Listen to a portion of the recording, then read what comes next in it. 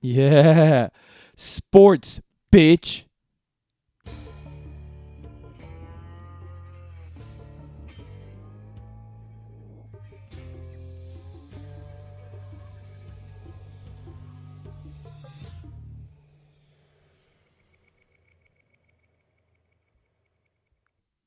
Starting in 5, 4, 3, 2, 1.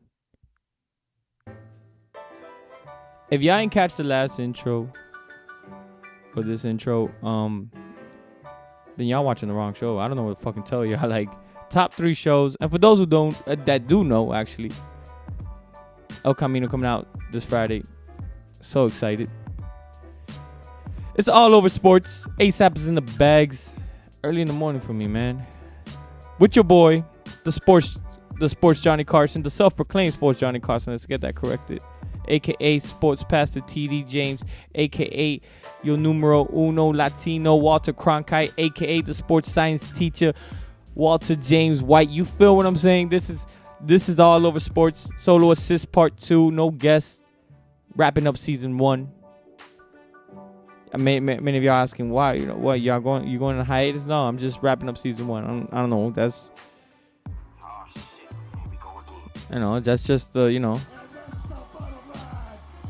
I ain't say it. Stone Cold said it, but it's a fact. Wrapping it up, it's a good time for sports. It's a good day for sports. There's so much to talk about. Where do we start, man? I don't know whether to start with the man. You know what? Fuck it. Let's start with MLB. Let's start with that. I think it's a lot. I mean, the MLB right now it's looking pretty. It's way different from what I imagined, but that's how playoffs are. That's how any playoff situation is. It's just different. You see what you think was gonna happen. It's totally different because the playoff environment, atmosphere is totally just different. So right now, we got the Nationals beating the Dodgers. Well, I knew the Dodgers were going to choke either way, so it really don't fucking matter. But, at the end of the day, I was surprised that the Nationals made it this far. Then we got the Yankees beating the Twins. That wasn't surprising. Sweeping the Twins actually. Now we got the Cardinals versus the Braves. And the Cardinals beat the Braves. I'm sorry. Last night was 13-1, or yesterday 13-1, and now we got today's game, the Rays versus the Astros, Game 5. It's a hell of a game. I can't wait. I'm thinking the Astros are gonna win by the skin of their teeth, but I'm not sure. I don't fucking know. But who knows? Baseball's becoming a little unpredictable, especially in today's playoffs. Nationals versus Cardinals for the league championship series. I think the Cardinals might. I think the Nationals, man. Nationals are on a hot streak. And Yankees, let's just say Astros do beat I think the Astros will beat the Rays.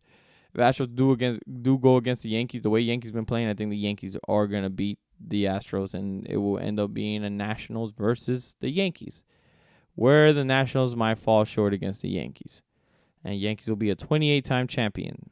Totally different outcome from what my original prediction, but that's just baseball. Now here comes the question. This is the question everybody asks. Bryce Harper left. He's a Philly now. Is the Nationals a much better team without Bryce Harper?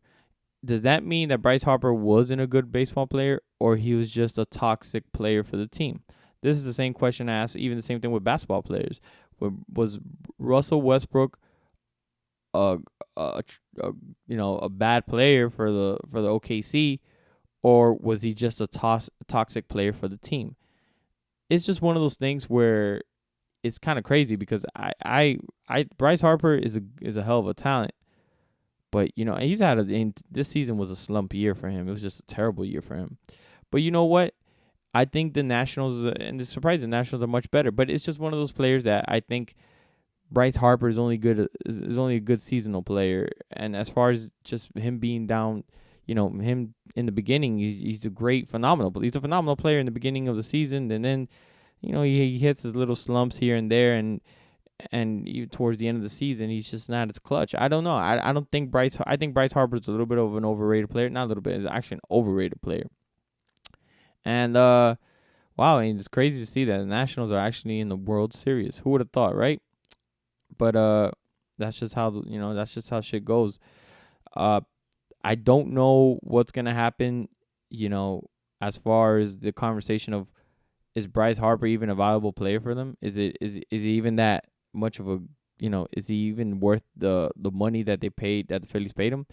Who knows, man? These are one of those things that you just you know maybe he just didn't fit with the team. He probably just didn't fit with the team. Uh, so we'll see what happens. Uh, MLB playoffs. October is about to. Nah, I won't say about to end, but October is about to hit the halfway mark. World Series towards the end of the month. Super excited. Can't wait. I think the Yankees will get the 28th championship. All right, so let's talk about a little bit about the MMA world. This past Saturday, Robert Whitaker versus Israel Adesanya. Adesanya KO'd Robert Whitaker. I was surprised. Robert Whitaker's been out of the game for about he had a hell of a streak. I think he had like a streak since 2016, if I'm not mistaken, or some shit like that. But he had a streak of winning fights. I was surprised with that. I thought it was gonna be a better fight, but Robert Whitaker's been out of the game. He's been injured. He hasn't fought in quite a bit. Adesanya definitely took it to him. Uh, Adesanya definitely is a hell of a talent. 6'4", 185 pounds. The guy has the Anderson Silva moniker on him. He has that flow with him. Is he good enough to fight Jon Jones? That remains to be seen. Remember, they're both about the same height. Obviously, Jon Jones weighing more because he's in the light heavyweight division. But Adesanya can move up due to his 6'4" stature. It would be a good fight. Remember, we know that Jon Jones has a history of struggling with men his height or taller. So it might be one of those things where it could be a good fight. Adesanya I think he is the younger guy. Let me check right here. Let me see. Hold on, give me 1 second. Jon Jones' age, he has to be like, he can't be that much older. Jon Jones is 32 years old. It's only 2 years older.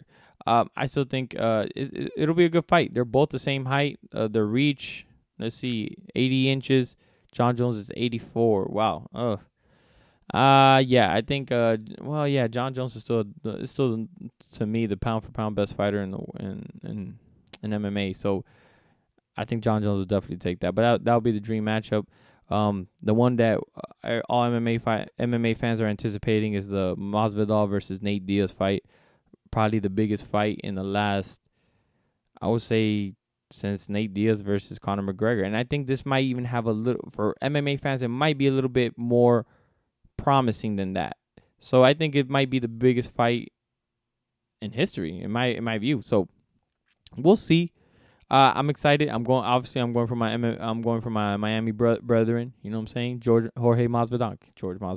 Jorge Masvidal. We put some respect in that Cuban name, Jorge Masvidal. If he does end up beating Nate Diaz, obviously the match that we're all gonna be looking forward to is him versus Colby Covington. If Colby Covington is able to beat Usman for the title fight, then that will be the dream match. Well, not even the dream match, but that will be the rival that we're all gonna be like, wow, this might go to a 3-match rival. I'm going for my 305 brother. You know what I'm saying? That's the guy. That's my guy. I like his style. I like how he's talking that talk. He's finally getting that charisma out of him. He's finally putting up numbers.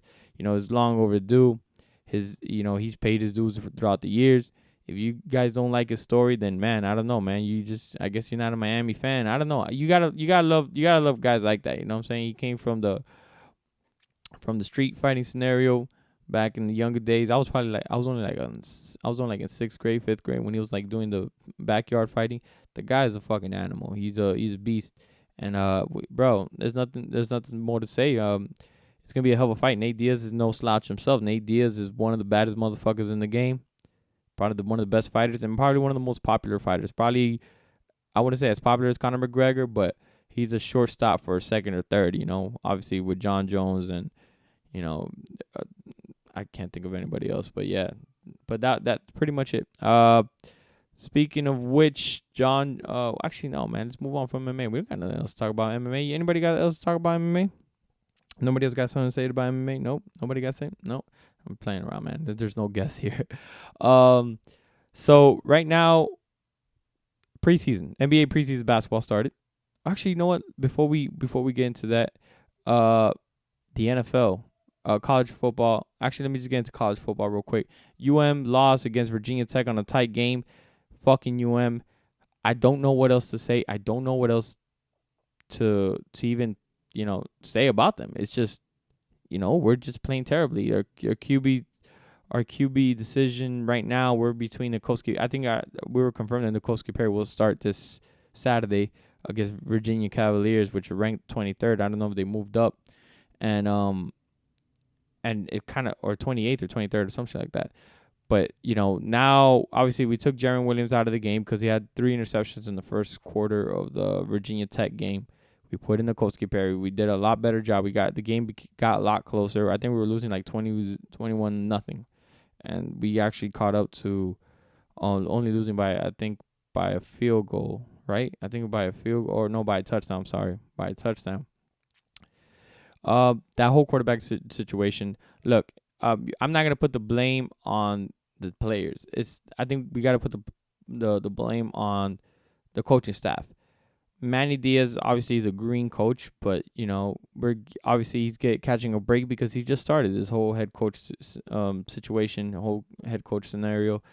But it's only so long we could be so patient, even though we just started. Like I said, maybe we're definitely gonna give him all the time he can, but something needs to give right now. And the more we lose games, the less recruits we're gonna get throughout the years. So we have to do a better job in trying to win those games and those vital, important games, especially against rivals like our ACC rivals like Virginia Tech, FSU, and or even Florida rivals like UF. We have to win those games. UNC, another ACC team that we lost against. It's no excuse. No excuse right now. Again, tank for Tua. That's the idea. We going for it. We living for it. You know what it is. NFL. That's not much to say about the NFL right now. We're about to hit I think 6th week, 7th week. Right now, Patrick Mahomes doing Patrick Mahomes, Tom Brady doing Tom Brady. It's nothing new. Same shit. Dolphins didn't play. Tank for Tua. You know what it is. What else? Let's see. All right, let's get into basketball, bro. Fuck it. The preseason finally started. You know what I'm saying? First game being, I think, the LA Lakers versus the Golden State Warriors. Y'all motherfuckers need to shut the fuck up. I'm tired of you motherfuckers coming out here and being like, well, the Golden State Warriors are in trouble because the LA Lakers made a statement. It's only the fucking preseason. It's not that serious, my guy. It doesn't mean the LA Lakers are going to fucking win the championship just because they beat the Golden State Warriors. And the Golden State Warriors might not even be the best team this year. So chill the fuck out. Y'all, LeBron James hop on, hop off dick shit needs to be cut. Like, y'all need to quit that shit for real. Like, it's kind of corny. Like I said, I don't got a problem with LeBron. I'm not an anti-LeBron guy. I'm an anti-LeBron fan because you LeBron fans just don't know when to shut the fuck up because you guys try to spit facts to defend your boy on the Jordan argument. Shut the fuck up about that. But we're going to get more into that because I got some dumb tweets for y'all. Besides that, the biggest thing right now, the biggest topic right now is China, the whole China situation with the Houston Rockets. If you guys don't know, Daryl Morey sent out a tweet defending the democracy in China, going against the current regime of China and defending the people for defending their freedom, right? He tweeted it out. Let me see if I can get the tweet for y'all. Let me see. I don't have this shit pulled up. I don't remember it, but let me see.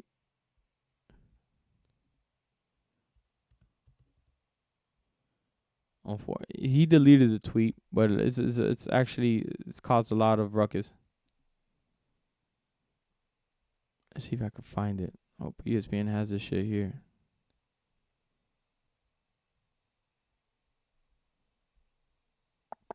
Damn it. Let me see. See, it's back down here. Fuck, man.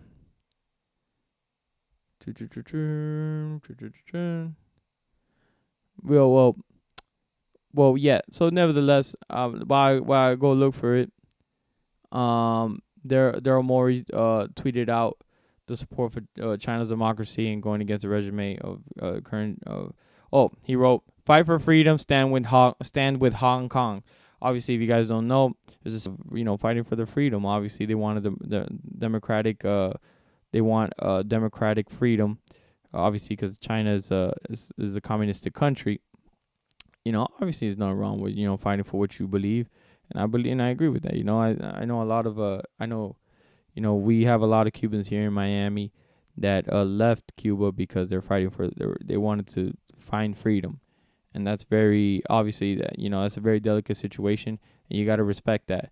Now Daryl Morey sets off to defend the democracy and to defend the protests in China and the protesters in Hong Kong. So this caused a lot of ruckus. China, since China and the NBA has a partnership, obviously, China felt a little disrespected for allowing such a crazy comment, or the NBA allowing such a crazy comment.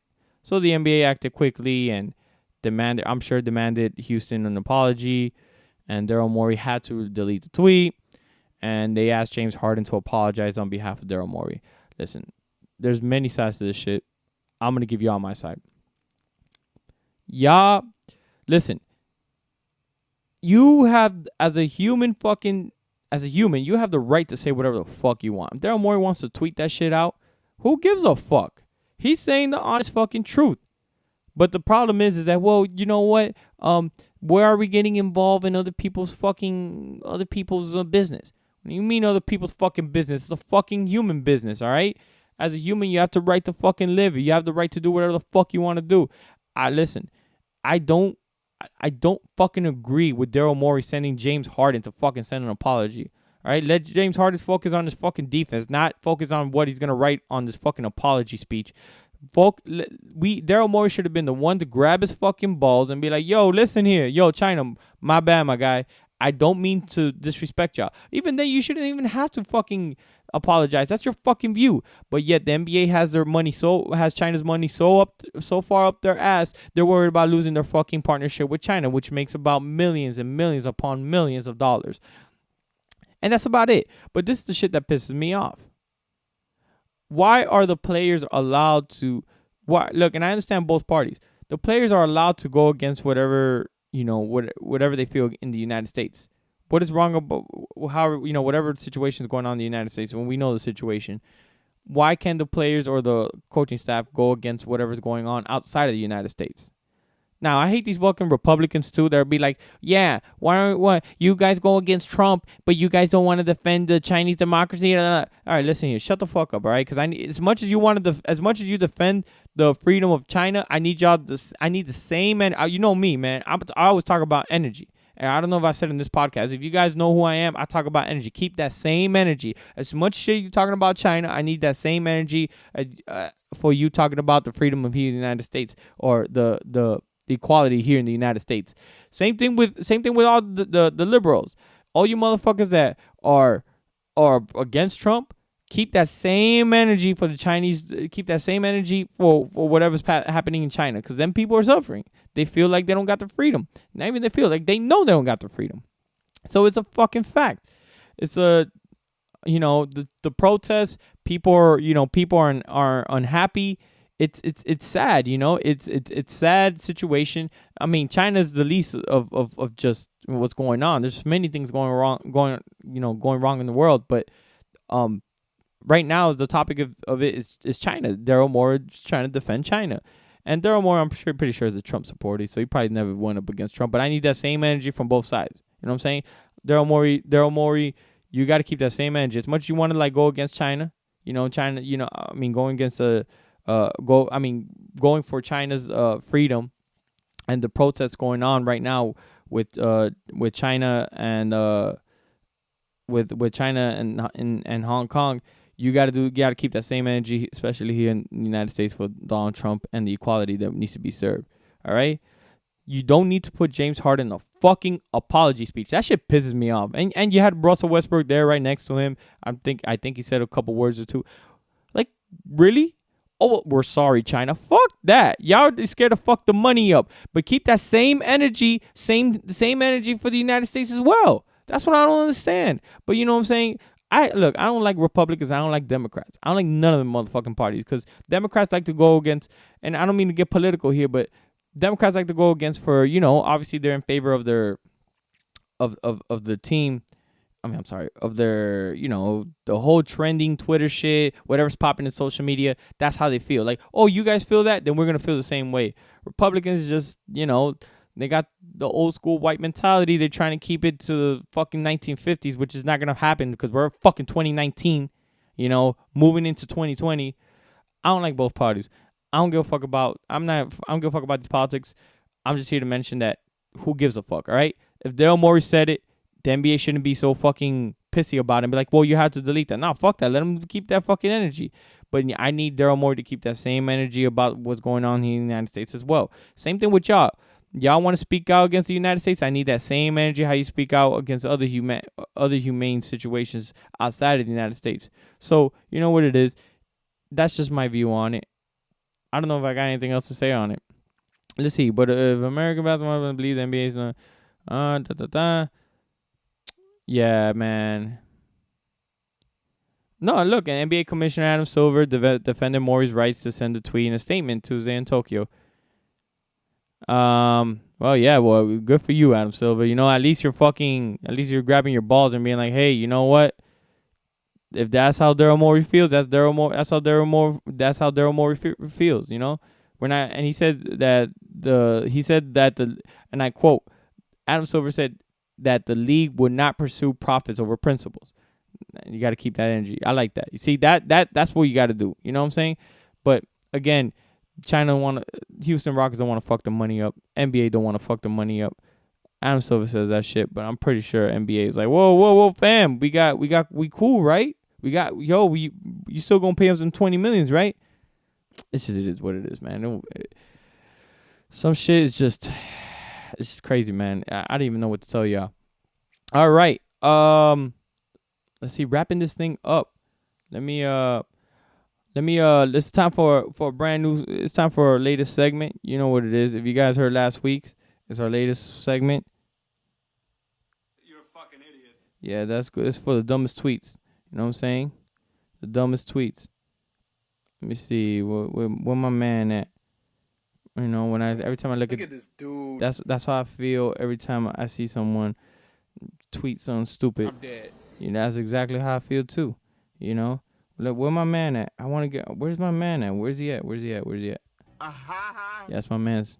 You know what I'm saying? Spice Adams. You feel what I'm saying? So for the dumbest tweets, it's not gonna be that much. I think it might even be one. You know what I'm saying? Let's see. So. I'm not going to say the guy's name, then I'll be snitching.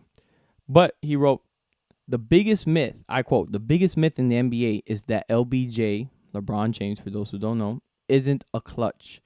In fact, one could argue that LBJ is in class of his own. Game-tying go-ahead field goals with under 10 seconds left in the postseason. MJ, 7 for 15, 47%. Kobe, 5 for 22, 23%. LBJ, 12 for 23, 52%. Lord have mercy. Okay. Since we mentioned the God's name, or your God's name, because that's not my God right here. LeBron James. I want to put him. I want to put the repeat one. Where's the repeat one right here? Let's see where you at. LeBron James. Okay, how many times? Look, I'm sorry. I don't want to bring up LeBron James, but I keep seeing the dumb tweets about LeBron James. Like, obviously, there's a lot of people defend LeBron. Listen, LBJ is a clutch player, but to say he's a clutch player, he's become a clutch player. Is he as consistent is he as clutch as people think? Hell, fuck no. Listen, LBJ is not as clutch as people fucking think. First of all, if he was as clutch as people fucking think, then he would have had 9 championships or at least have like 6 championships over 9 finals, right? But the motherfucker only has 3 championships in 9 finals. How is he clutch? But let me guess, you're all gonna give excuses. You didn't have right teammates. Everybody was hurt. Kyrie was hurt. Kevin Love was hurt. Dwayne Wade was washed. Blah blah blah. Nah, nah, nah. Shut the fuck up. Listen, ain't nobody give a fuck. Ain't nobody giving up excuses for that shit. Listen, there are many finals where players were hurt or playing hurt. It's not a fucking big deal. Your man just chokes. He just chokes at the end of the day. It's a normal part of his fucking process. Listen, we all remember the 2011 finals, right? I got to bring it back to you. The 2011 finals, infamous for LeBron James. Oh, but you know what? How's he not clutch? When he took the Celtics to 7 games in 2007. That's one argument I had with Kid. I didn't keep the tweet. I should have kept the tweet. When he took the 2007 Celtics to 7 games. Your man, the first fucking game, he had like fucking 18 points. He had 18 points, 10 turnovers, and fucking 4 for 18 or some shit like that for field goal percentage, for field goals. Yo, shut the fuck up. Listen, your boy LeBron James is, I want to say he's a choke artist, but he might be a choke artist. Listen, he's been, more recent. He has better clutch moments. But listen, field goal percentage don't mean shit. See, all people look at is fucking stats, but they don't look at the fucking games. For crying out loud, look at the fucking games. You might learn something, you young bloods. Look at the fucking games. If you look at the fucking games, you're going to understand that LeBron James has a fucking problem. It might not be on offense, but it could definitely be on defense. See, they only look at the offensive stats, but in defense, they don't look at the defensive stats. Well, LeBron James had that big block in 2016. Yeah, but Kyrie had that big shot in 2016. How about that, young blood? Listen, you guys got to stop fucking around with this whole LeBron James shit. It's not a big, it's not the end of the world. You know what? LeBron has chances to get more finals. Is he ever going to have Jordans?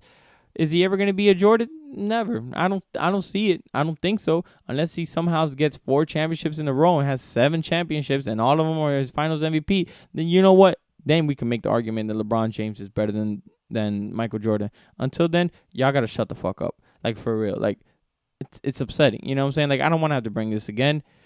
Unfortunately, these guys that like to, defend LeBron James, they're obviously, it's cool. You defend your man, but you got to stop putting, leave that Jordan conversation alone. As your sports science teacher, Walter James White, I'm here to tell you, open your pages to 23 and read that chapter.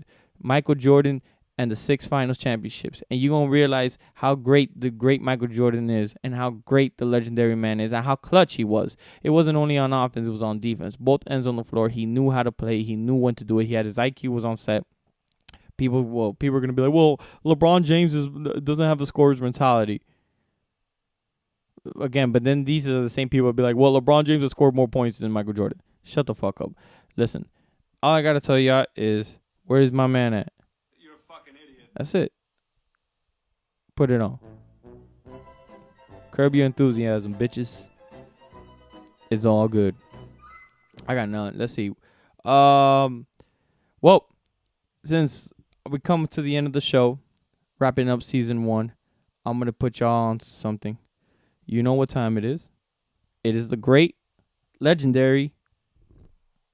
Stay off the weed.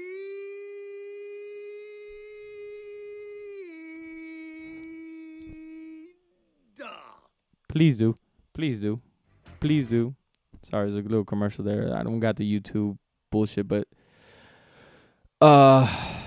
this Stay Off the Weed is brought to you by Honesty, Facts, and No Hate. And it goes to none other than even though people might not call it sports, but it says, but the idea name of it is sports entertainment, but it goes to WWE. Listen, WWE. Well, if you guys don't know, if you guys haven't watched, this past Sunday, Hell in a Cell happened, right? A big nice main event. Seth Rollins versus the Fiend Bray Wyatt. If you guys don't know who Seth Rollins or the Fiend Bray Wyatt is, do your Googles. For all you old school wrestling fans that don't watch the new school wrestling, do your Googles.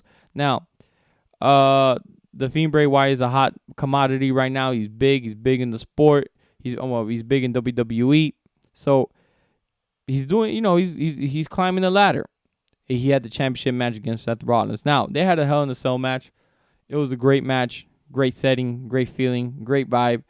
Until no further ado, when Seth Rollins started putting the pounce on on the Fiend Bray Wyatt. The Fiend Bray Wyatt cooked out of all Seth Rollins' finishing moves, a stomp and pedigree, all bullshit, all that bullshit, getting hit with a sledgehammer. Well, Seth Rollins, according to the storyline, or to the storyline, he lost it. He grabbed the sledgehammer, started throwing things on the Fiend Bray Wyatt, started throwing chairs on him, hitting with everything he had, everything but the kitchen sink. And then the last thing that Seth Rollins did was grab a sledgehammer, and with a toolbox on top of the Fiend Bray Wyatt's head, which he had like a sort of like a lifeless body, obviously, part of the wrestling storyline. He grabbed the sledgehammer and hit it over the toolbox, was on top of the Fiend Bray Wyatt's head. If you guys are not getting a clue what I'm talking about, look it up on YouTube. So when that happened, the referee called the match. Well, obviously people thought it was when you're in a Hell in a Cell in a match, if you guys don't know, it's a no disqualification. Anything goes. You do whatever the fuck you want to do in a Hell in a Cell. You can beat the guy senseless. Well, the referee called the match. People thought it was a no disqualification. WWE called it a no contest. Listen, bro. There has to be a Hell in a Cell match is for people to win. You get me? Like, there has to be a winner. Like, it's a match that ends rivalries. How the fuck is WWE gonna fuck this up? And such a fucking and two superstars that are on the rise to becoming one of the not even two, just the Fiend Bray Wyatt, because Seth Rollins already is where he is at. Yes, I do watch wrestling. For you guys are like thinking I'm fucking, I watch everything, right? Fuck you guys. But listen, how the fuck are you guys gonna fuck this shit up, right? The Fiend Bray Wyatt had a great thing going for him. He was gonna be. Listen, you guys are now have competition with AEW and a bunch of other fuck. Master P even is calling out Vince McMahon. I don't know how he's gonna do, but you never know. So listen, Vince McMahon needs to be on his toes. Maybe Vince McMahon might be a little bit washed. Maybe Vince McMahon just doesn't have it in him. Vince McMahon's already in his mid to late 70s. I'm not saying he's going senile, but maybe it's about time you take a rest and let the younger crew take over. Because obviously that wasn't the right direction. That wasn't the right call for the match. You should have let the match go on. If Seth Rollins won, let Seth Rollins win. People get pissed, fine, cool. But at least Seth Rollins won and it's a clean match. Or if you're going to have the Fiend Bray Wyatt win, then let the Fiend Bray Wyatt win. But there has to be a winner. Don't fuck it up. The fans started booing the shit out of the fucking... started booing the shit out of the arena. Rumors is that Vince McMahon started laughing when that happened. Probably his evil laugh, the little you're fired type of laugh shit. But it's very upsetting. People, WWE. I'm not saying WWE is going downhill, but the ratings are going downhill. WWE is going to be here for a while, no matter what. But you know what? You have competition now. You don't want to let the competition catch up, but you got to put up better, not only better finishes, but better matches. All right. I'm not asking for you guys to go back to the fucking Attitude Era. It's not gonna. I mean, probably might not happen. Do I think it should? Yeah. But keep the same quality of matches. But you also got to keep the entertainment. So you guys got to figure out a way to try to make this entertainment like it once was. Don't let AEW catch up to you, and don't let that crisis of WCW happen to you guys again. Maybe you guys do need it, but at the same time, look, maybe Vince McMahon, taking steroids. Maybe Vince McMahon just I don't know. Maybe Vince McMahon just doesn't have it in him. But listen, Vince, you're a legend. You created an empire that has lasted over the years. But I think it's time. I think it might be time you step down. So, Vince, I'm gonna need you to stay off the K2 and